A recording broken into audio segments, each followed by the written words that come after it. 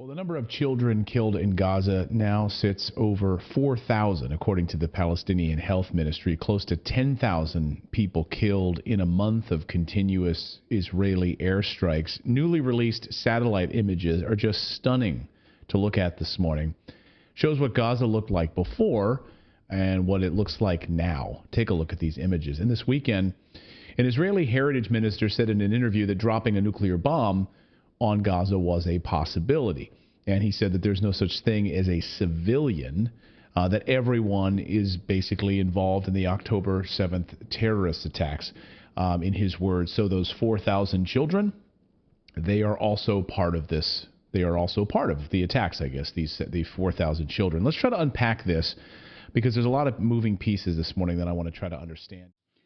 Well, we want to give you, in the remaining time here, we want to give you an update.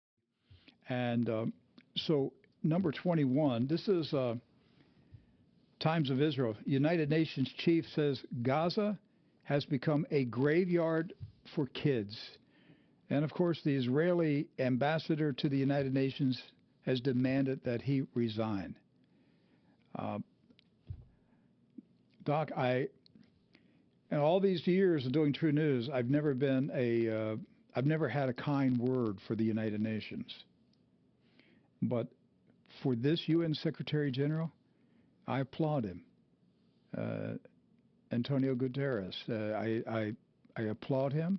He is speaking up on behalf of the children, and he has not backed down. Every time he has said something on behalf of the children, the Zionists have gone after him, and he just doubles down. He doesn't change. And I respect him for this. So we've got some reports and some video. Yes, so the UN Secretary General urged an immediate ceasefire in the Israel-Hamas conflict on Monday as he alleged that the bombarded Gaza Strip was becoming a graveyard for children. The unfolding catastrophe makes the need for a humanitarian ceasefire more urgent with every passing hour, he told reporters at the UN. The parties to the conflict and indeed the international community face an immediate and fundamental responsibility to stop this inhuman collective suffering and dramatically expend humanitarian aid to Gaza. The nightmare in Gaza is more than a humanitarian crisis. It is a crisis of humanity. Now, Israel's envoy to the UN charged that Guterres must resign for not calling instead on Hamas to surrender, and Jerusalem's foreign minister panned the UN chief for not denouncing the terror group as the root of the problem in the Palestinian coastal enclave. We actually have video of the UN Secretary General speaking about this, a very emotional video. Watch this. I'm deeply concerned about clear violations of international humanitarian law that we are witnessing. Let me be clear. No party to an armed conflict is above international humanitarian law. Ladies and gentlemen of the press, Gaza is becoming a graveyard for children. Hundreds of girls and boys are reportedly being killed or injured every day. More journalists have reportedly been killed over a 4-week period than in any conflict in at least 3 decades. More United Nations aid workers have been killed than in any comparable period in the history of our organization. I salute all those who continue their life-saving work despite the overwhelming challenges and risks. And the unfolding catastrophe makes the need for a humanitarian ceasefire more urgent with every passing hour. The parties to the conflict, and indeed the international community, face an immediate and fundamental responsibility to stop the inhuman collective suffering and dramatically expand humanitarian aid to Gaza.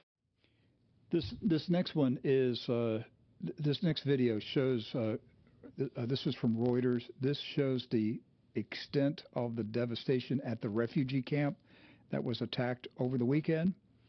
So it's really unimaginable that Israel guided a missile into a residential complex with thousands of people living there,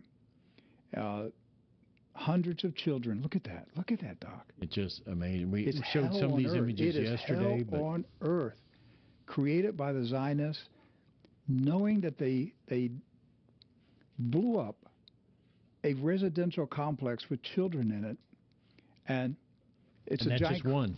That's just one, and the crater is deep. People were trying to pull body parts out of their loved ones. It is an unthinkable image of what is taking place in Gaza. And to show you the real world impact of this, we have another video. This is also from Reuters. As a survivor comes out of it, we're going to be hearing some of his speech in English here in just a moment. So we see the rubble, there's fires, the smoke. Now here comes the man coming out of the rubble. His head is bleeding. He looks to be about 60 years old, 65 years old. And the rescuers are, now here it is.